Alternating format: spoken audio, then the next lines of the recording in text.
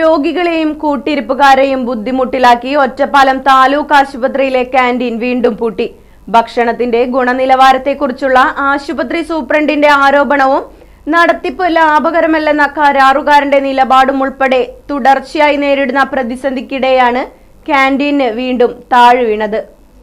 ഭക്ഷണത്തിന്റെ ഗുണനിലവാരം മോശമാണെന്ന കഴിഞ്ഞ ദിവസം താലൂക്ക് വികസന സമിതി യോഗത്തിലും ആശുപത്രി സൂപ്രണ്ട് ആരോപണം ആവർത്തിച്ചിരുന്നു. വ്യക്തമായ കാരണം അറിയിക്കാതെയാണ് കരാറുകാരൻ ക്യാന്റീൻ അടച്ചതെന്നാണ് നഗരസഭാ അധികൃതർ പറയുന്നത്. കഴിഞ്ഞ മാസം സൂപ്രണ്ടിനെതിരെ ആരോപണങ്ങൾ ഉന്നയിച്ചുകൊണ്ട് കരാറുകാരൻ ക്യാന്റീൻ അടച്ചിരുന്നു. തുടർന്ന് നഗരസഭാ ചെയർപേഴ്സൺ കെ ജാനകി ദേവിയുമായി നടത്തിയ ചർച്ചയെ തുടർന്ന് പ്രശ്നങ്ങൾ പരിഹരിച്ച് ക്യാന്റീൻ വീണ്ടും തുറന്നു. പുറത്തെ ഹോട്ടലുകാരുടെ ഇടപെടലിൽ വലിയ സാമ്പത്തിക നഷ്ടം സൃഷ്ടിക്കുന്നുവെന്നും പ്രവർത്തനത്തിന് ആനുപാതികമായ വരുമാനം ലഭിക്കുന്നില്ലെന്നും ഉന്നയിച്ച് പലതവണ സൂപ്രണ്ടിന് പരാതി നൽകിയതായാണ് കരാറുകാരൻ ചെയർപേഴ്സണ് നൽകിയ കത്തിൽ പറഞ്ഞിരുന്നത്.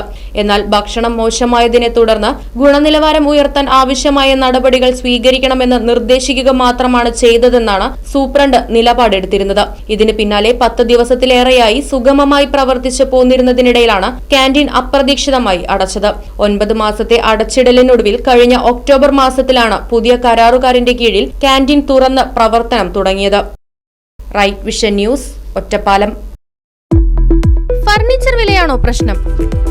പകുതി വിലയ്ക്ക് ഫർണിച്ചറുകൾ സ്വന്തമാക്കാൻ ഒരു അവസരം, അതും EMI സൗകര്യത്തോടു കൂടി.